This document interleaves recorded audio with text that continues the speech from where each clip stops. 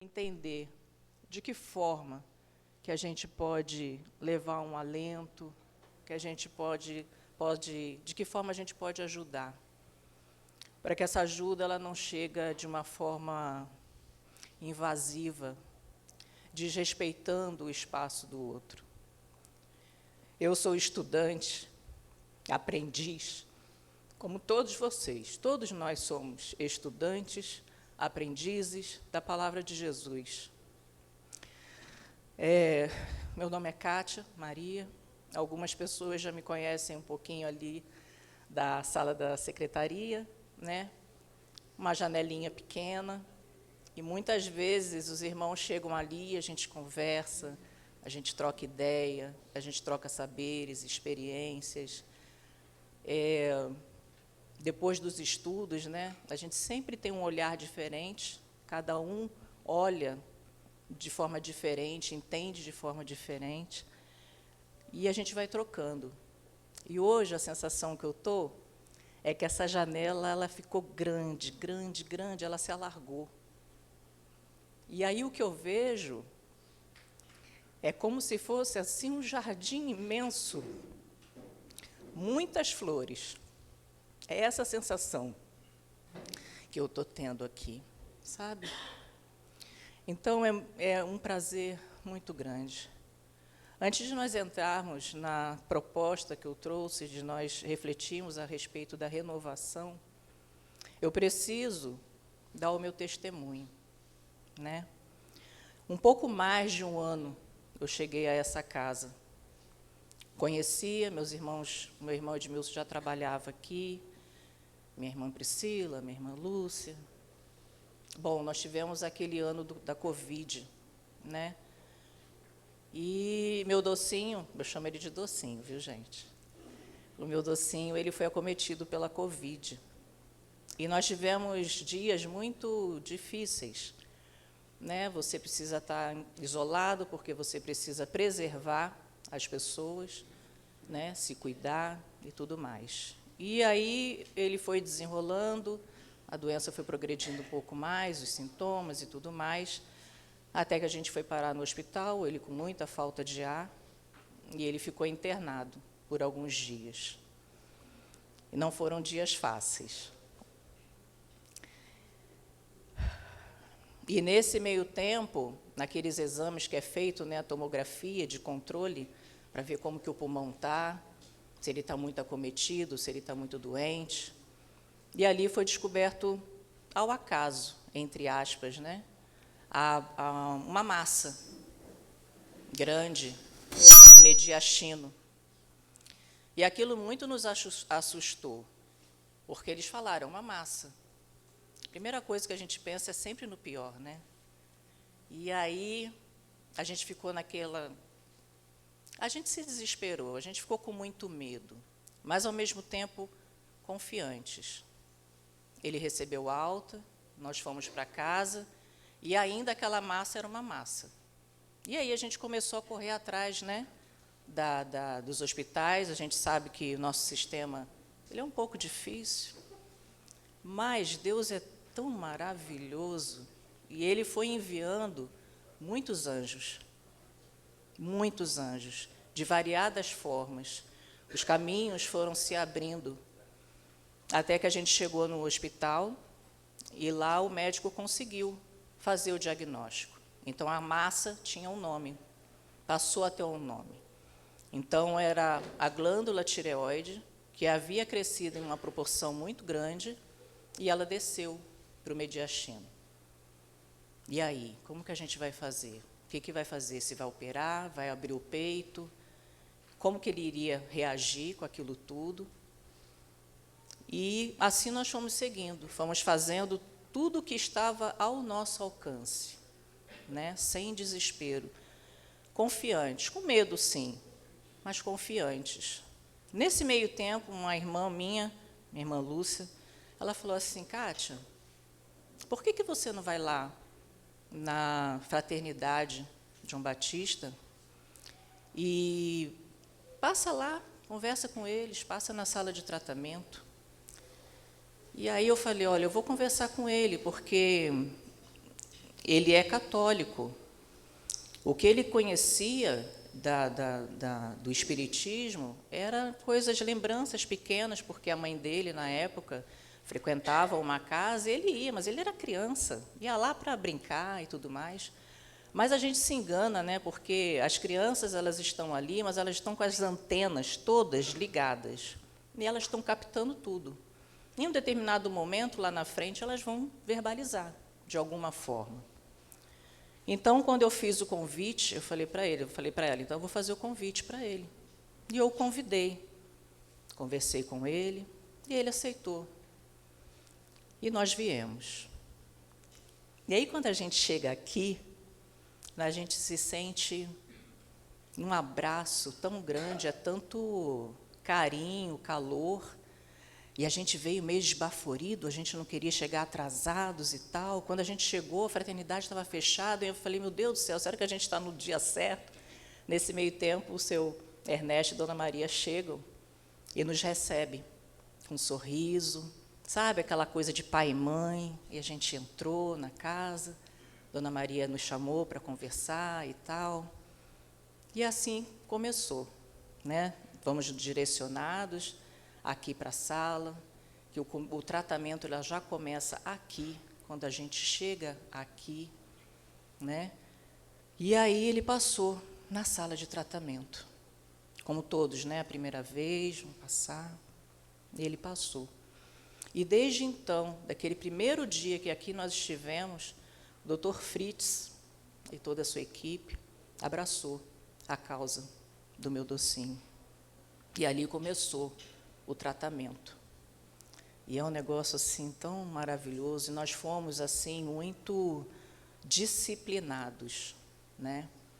Então, nós vimos, assisti a palestra, assisti os estudos de sábado, porque se faz muito importante, né? A gente busca a cura, mas normalmente a gente só pensa na cura do corpo e a cura do espírito.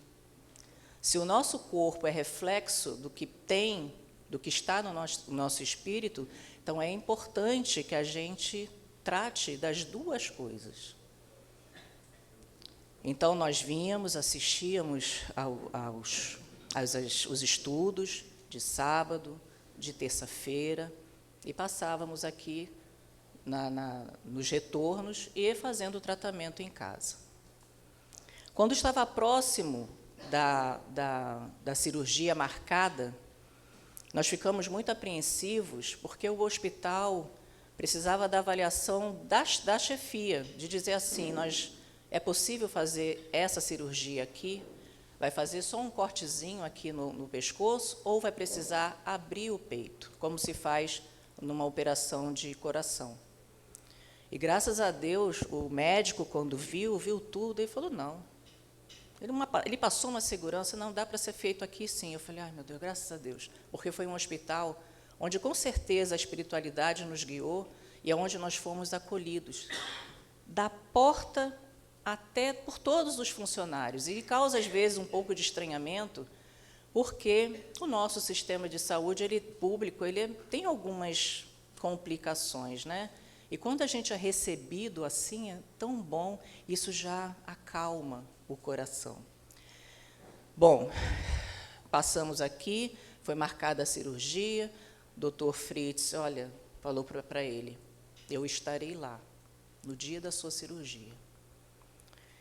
E aquilo deu uma calma, aquilo deu uma energia de positividade, porque isso é importante.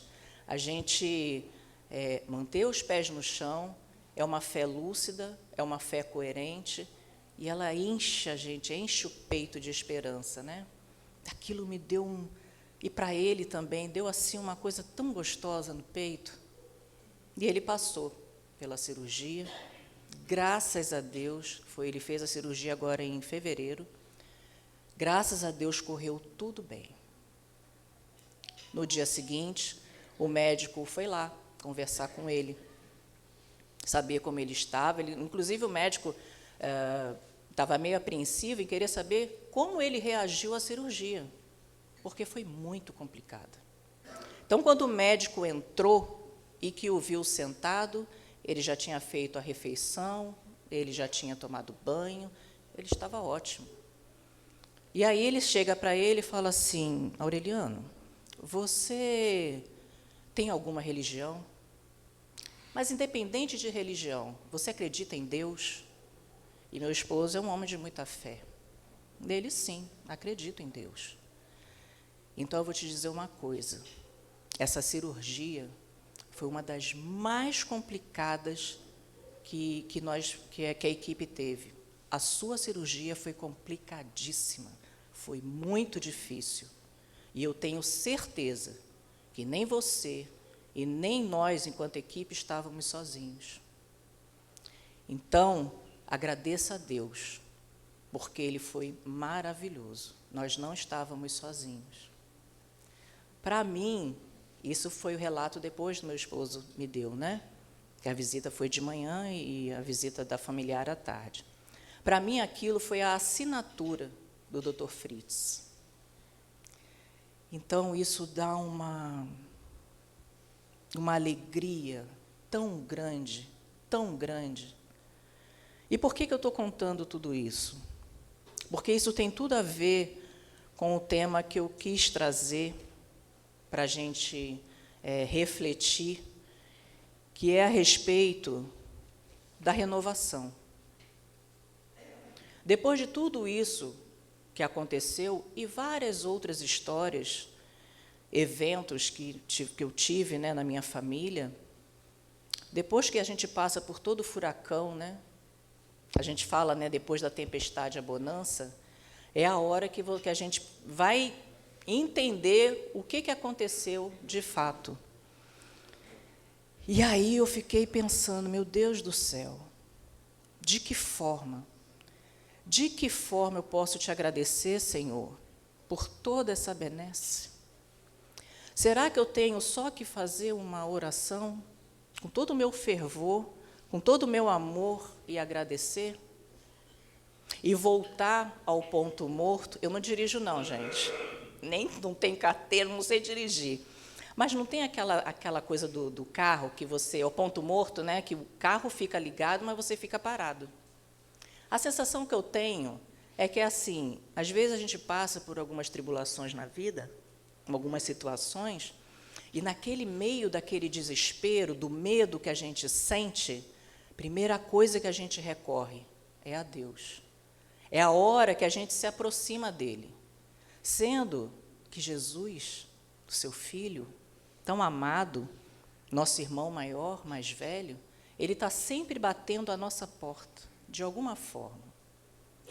Só que a gente, às vezes, não dá ouvidos. E a gente só reaproxima dele, de Jesus, de Deus, nessas situações. Aí a gente corre, aí a gente se desespera. A gente faz 1000 promessas, aquelas mesmas promessas que provavelmente tenhamos feito antes de reencarnar. Não temos uma programação, né, antes de reencarnar? Tudo aquilo que a gente almeja fazer, que a gente se promete a si mesmo, né, a fazer de melhor. E quando a gente chega aqui, às vezes a gente se embaraça, né, no meio desse mundo, e a gente acaba, às vezes, se perdendo e esquecendo essas promessas. Então, quando novamente a vida dá essa sacudidela necessária, porque eu fico imaginando Deus numa grande montanha, e quando Ele coloca as suas intenções para os seus filhos, para a gente se desenvolver, é como se Ele abrisse vários rios, são várias vertentes, é como se fossem veias, que Ele se abre para encontrar a gente. Para encontrar a gente. E aí, eu fiquei pensando, por que a gente só lembra de Jesus, de Deus, na hora do desespero? Muitos de nós somos assim, né? A gente é engolido pela essa correria da vida e a gente esquece. E aí eu fiquei pensando, meu Deus, eu preciso fazer alguma coisa. A minha gratidão, ela tem que ser ativa, ela tem que ser de movimento. Eu preciso devolver toda a benesse que eu recebi, que a minha família recebeu, que meu esposo recebeu. Então, de que forma que eu posso fazer isso? E olha que eu nasci dentro do Espiritismo, mas veja como que a gente como a gente demora para despertar de fato. De fato. É uma coisa muito lenta. Eu tenho a impressão que a gente mais rasteja. Tudo bem que estejamos ainda rastejando, mas em movimento, nunca parado, nunca estagnado, né?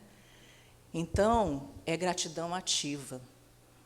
E desde que a gente começou a vir aqui, já vai fazer quase 2 anos que a gente está frequentando, eu venho pedindo a Deus trabalho.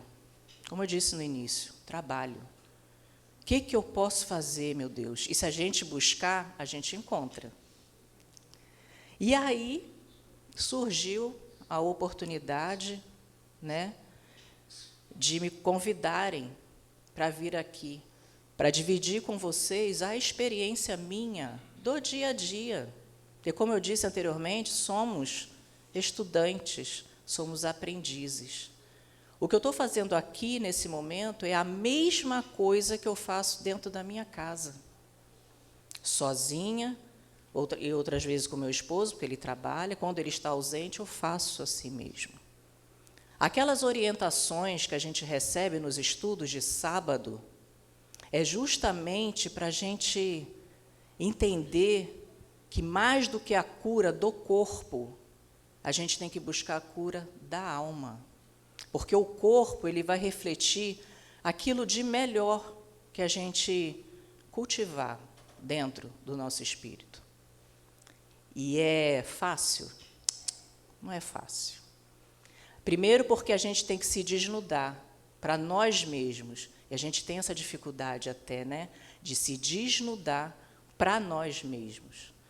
Mas é necessário que assim se faça para que a gente se reconheça, se veja de fato, e eu acho que quando a gente consegue isso é o começo da cura.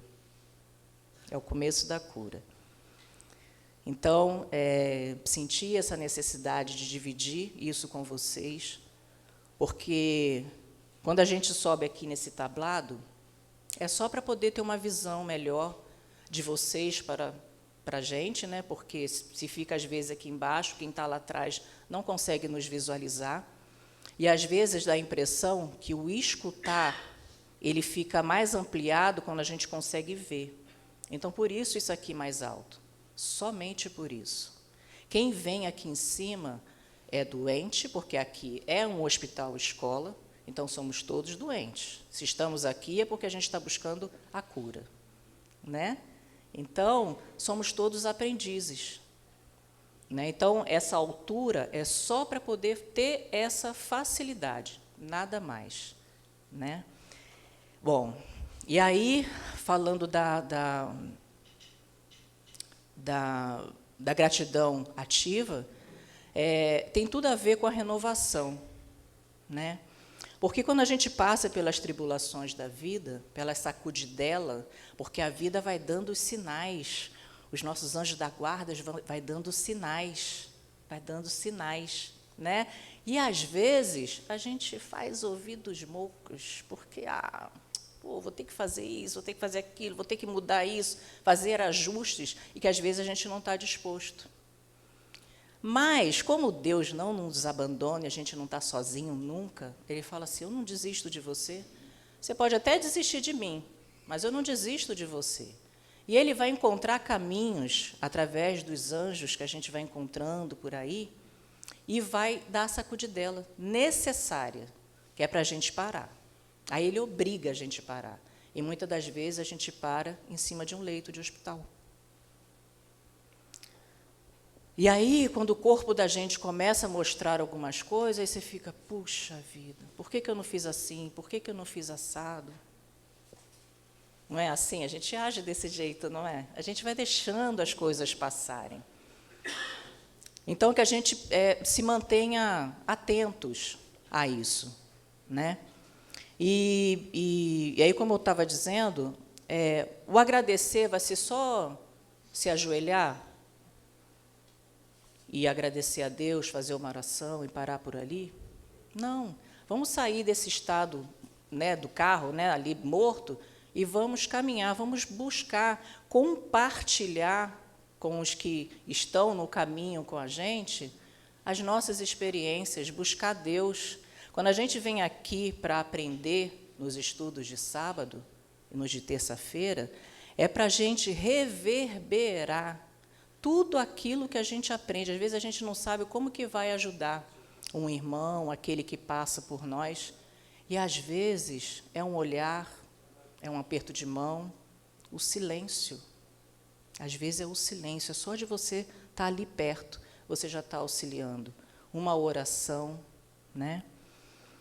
Mas é essa gratidão ativa do que eu estou falando e o que eu venho buscando, que eu acho que muitos aqui de nós já faz isso, né, de alguma forma. Às vezes acontece da pessoa pedir um auxílio, às vezes procura os templos, né, e às vezes aquele auxílio, que é a cura do corpo, às vezes ela não chega da forma como você imaginou. Mas o que a gente precisa começar a pensar, a amadurecer na mente, que o que mais importa de tudo mesmo é a cura da alma. Tivemos um irmão que a cura do corpo, ela já não, realmente o corpo ele estava já numa condição de despedida. E eu, quando eu lembro disso, que eu acho que é um exemplo assim maravilhoso, ele veio todas as vezes que ele conseguiu vir, independente de qualquer coisa, porque o objetivo dele principal era a cura da alma, do espírito. Então, quanto mais nós estivermos bem enquanto espíritos, todo o restante a gente vai conseguir administrar da melhor maneira possível. Parece que vai ficando mais leve as coisas. E eu tenho vários exemplos desse na minha casa, que eu fico olhando assim, falei, meu Deus, às vezes a gente, uma unha encravada, a gente já está desesperado, achando que o mundo vai acabar. E aí você vê criaturas que passam por situações tão difíceis, mas ela consegue administrar aquilo de um jeito que tudo fica mais leve. E é um negócio muito bonito de ver. Eu trabalhei muito tempo em hospital com as minhas crianças. Eu falava que eram os meus professores mirins, porque a criança, dentro da sua pureza, dentro até do seu não falar, não verbalizar, ela passa, assim, muitas lições para a gente, né? E as minhas famílias, do tanto que a gente trocava de aprendizado, né? Então, todo e qualquer ambiente de trabalho que estejamos, a gente pode compartilhar, dividir, reverberar tudo aquilo que a gente vem buscar aqui nessa casa. Então, é muito importante, quando a gente chega aqui, eu digo que é vir de coração cheio. Não importa se você vem todas as terças, não importa se vem todos os sábados. O dia que vier, venha inteiro, de coração cheio. Deixa tudo lá fora, se desliga das coisas lá de fora e se dedica aqui, para curar e para embelezar a alma. A gente gasta, às vezes, muito tempo embelezando-se à frente do espelho, preocupada com que roupa que vai botar, e faz as plásticas e um monte de coisa. A gente gasta uma energia demasiada para cuidar do que está fora. E o que está dentro? Porque quem carrega esse corpo aqui é o espírito, e ele precisa estar bem, né? Então, é importante que a gente chegue aqui e a gente chegue cheio. Eu costumo dizer que as aulas de sábado são as aulas que nos trazem a base para fortalecer aqueles que já conhecem a doutrina, e aqueles que estão chegando a primeira vez, que estão começando a ter contato com a doutrina, ela precisa ter essa base. Porque, senão, como ela vai entender o restante. Eu digo que nas terças-feiras nós trazemos temas variados do cotidiano, do dia a dia nosso, só com uma reflexão e com um olhar à luz do Espiritismo. É diferente, não é?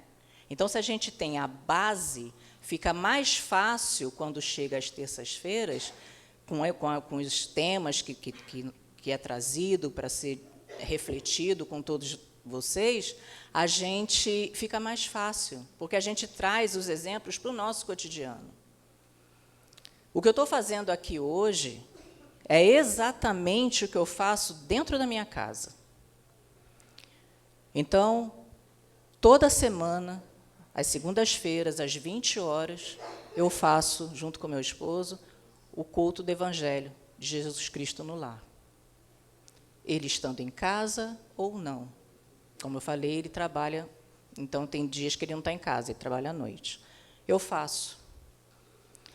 E, no decorrer do tempo, né, eu senti a necessidade de nós levarmos o estudo para dentro de casa mesmo, o estudo. Então, todos os dias, nós fazemos o estudo do Evangelho, segundo o Espiritismo, e do Livro dos Espíritos, em dias alternados. Quando nós começamos a nos propor a fazer esse estudo, eu pensei, meu Deus do céu, eu não vou dar conta, é muito difícil. Como é que eu vou conseguir pegar o Livro dos Espíritos? E como é que eu vou entender tudo isso? E aí eu fiquei, será que eu vou desisto aqui, não desisto? Falei, não, mas não posso desistir. E aí a gente começou. Tem dias que eu pego o livro e falei, meu Deus do céu, eu não vou entender isso, não. E, no final das contas, dentro das nossas limitações, a gente consegue fazer o estudo, a gente consegue fazer as reflexões dentro das nossas limitações. Porque, às vezes, a gente deixa de fazer algumas coisas porque a gente tem esse hábito, o ser humano tem isso, né?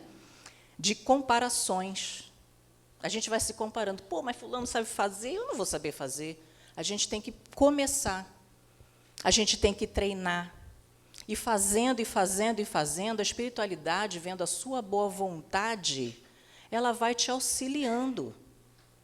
E aí é com grata alegria. Tem dia que a gente termina um estudo, sabe como o pessoal diz, borboletas no estômago? É uma alegria, porque, meu Deus do céu, como é bom. Às vezes você está estudando aquela página ali e você não está conseguindo entender direito. Aí você passa para a segunda página. Naquela outra página seguinte, você consegue entender tudo que você imaginou que não havia entendido anteriormente. Então, é o movimento. Eu digo que eu estou rastejando, sim, mas eu estou em movimento. E é algo que a gente tem que realmente querer. A gente precisa fazer, porque tem dias que, ai, meu Deus, às vezes você não está bem, né? Psicologicamente, emocionalmente. Aí é aquele dia que o seu subconsciente fala assim, deixa quieto, você não está em condições de fazer. Mas é aí que você tem que fazer.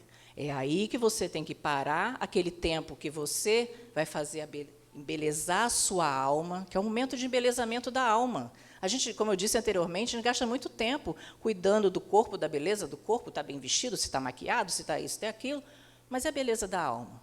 Então, eu preciso fazer esse movimento. No início, vai causar uma certa, eu diria, é um esforço demasiado, porque é você criar hábitos dos quais você não tinha. Então, essa reforma, essa modificação que se faz necessário, cada um de nós fazermos, é esse esforço. Porque se a gente não se esforçar, de fato, não vai acontecer, porque é muito difícil. Né? Não existe pó mágico, não existe pirlim-pim-pim. Né? Então, a gente tem que fazer essa mágica, a gente tem que fazer acontecer. Então, gente, o que eu quero dizer mesmo assim é que a gente possa ser realmente gratos, mas bem do fundo do coração, a tudo aquilo que a gente recebe de bom. Até aquelas coisas que não são tão boas assim, mas que a gente começa a entender, a partir do momento que a gente começa a querer entender a vida, o processo da vida, como a vida funciona, até aqueles momentos difíceis, a gente já começa a ter um olhar diferente. Então, a gente começa a trazer leveza para aquele momento de dor, porque a gente entende que aquilo faz com que a gente se reforme, se renove por dentro. Às vezes, muitas das vezes, no hospital, eu escutava assim, por quê? Por que isso está acontecendo comigo? Meu Deus do céu, sempre fui uma pessoa boa, sempre procurei fazer as minhas coisas da melhor maneira possível. Por que isso está acontecendo comigo? A minha criança nasceu perfeita. E no decorrer da vida, alguma coisa aconteceu que aquela criança nasceu de novo, só que de uma outra forma. E aquilo é muito difícil para o familiar, para o pai, para a mãe, porque é uma criança nova, diferente, com várias dificuldades. É como se ela estivesse parindo aquela criança novamente, uma criança que ela não conhece. Então, mexe muito com o coração da mãe, do pai, do familiar, daquele que ama. E quando a gente se interessa em querer buscar, entender o processo da vida, isso sempre me chamou muito a atenção. Gente, eu preciso entender, eu quero entender.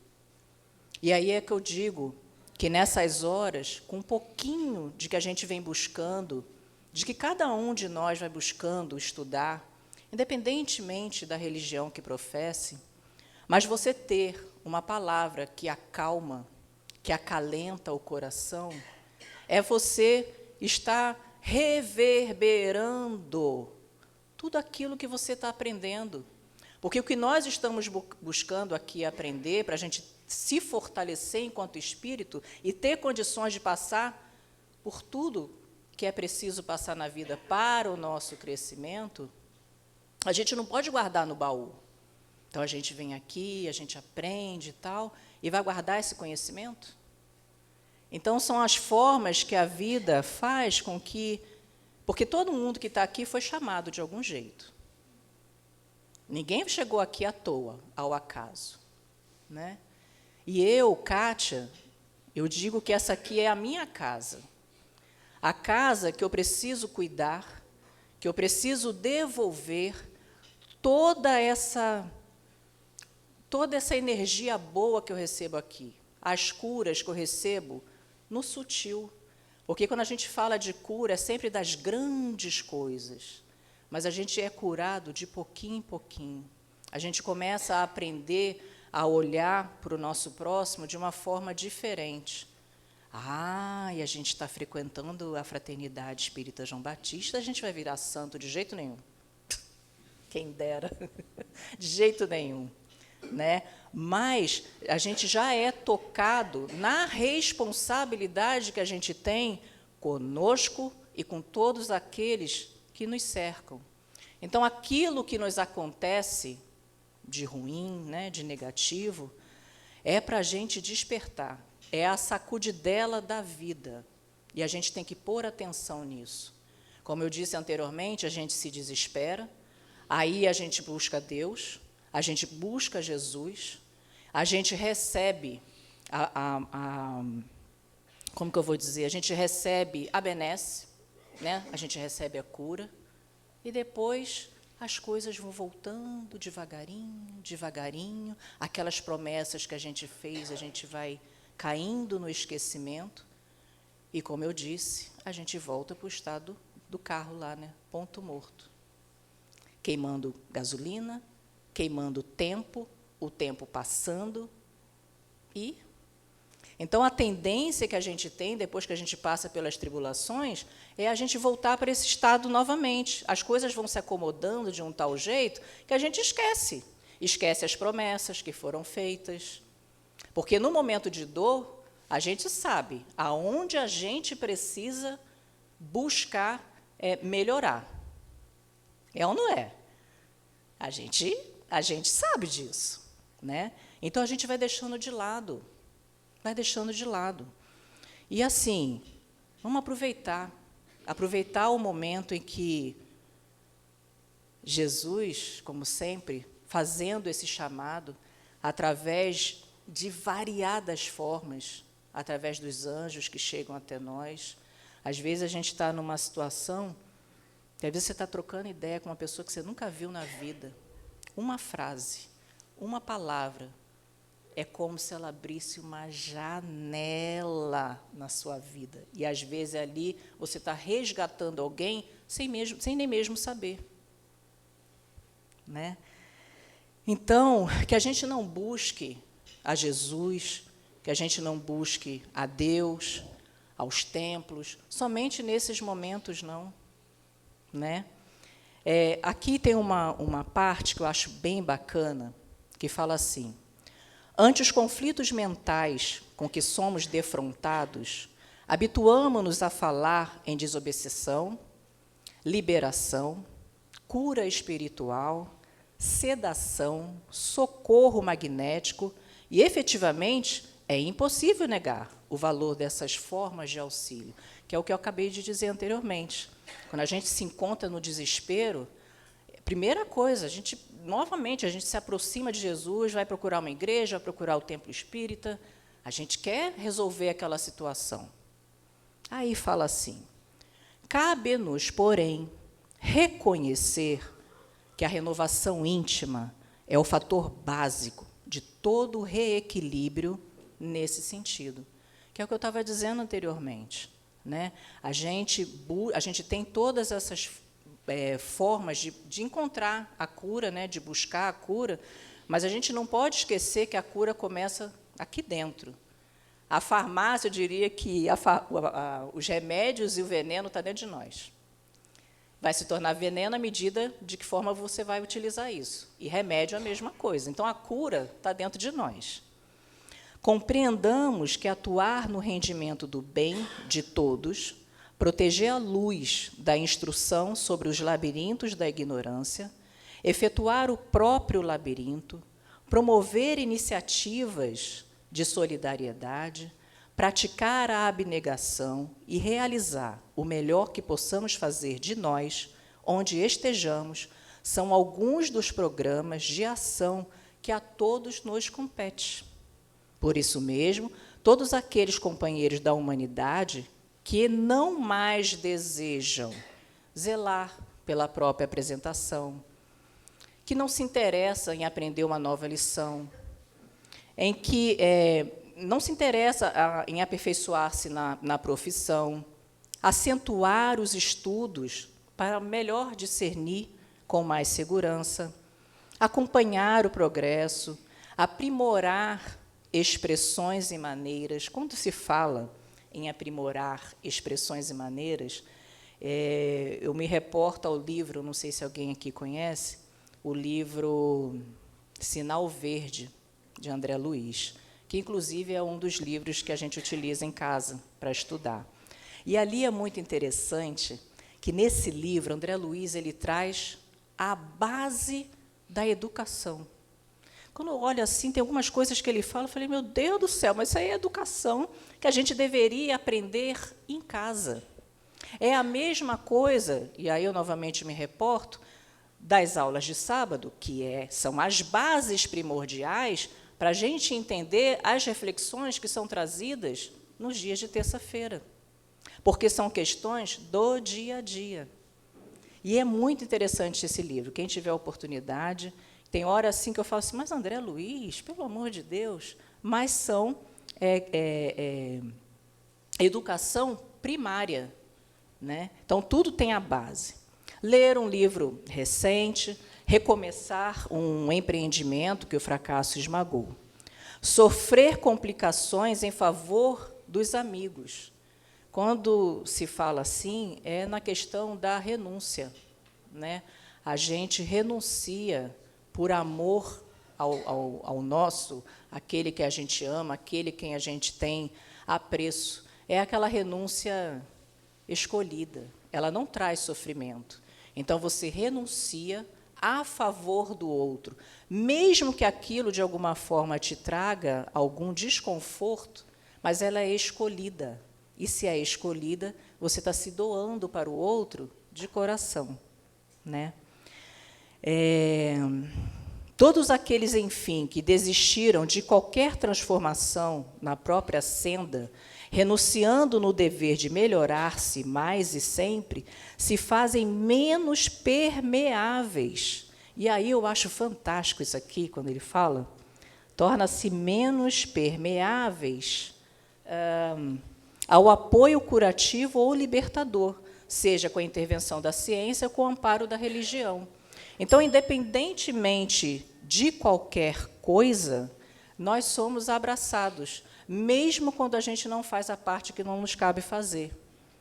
Mas a gente fica menos permeáveis, né, e menos condições, digamos assim, dificulta, vamos dizer assim, as benesses, os benefícios chegarem. Então, só para finalizando, quando a gente vier aqui na casa, a gente está buscando a cura, mas a cura do corpo e a cura da alma, porque a alma sadia, o espírito sadia, ele sustenta o corpo com o que ele tiver e vai propiciar os benefícios que a gente busca dentro da sala, com os médicos, na sala de tratamento. Então, quando a gente vier aqui, vamos chegar realmente cheios, interessados realmente em entender a dinâmica da vida.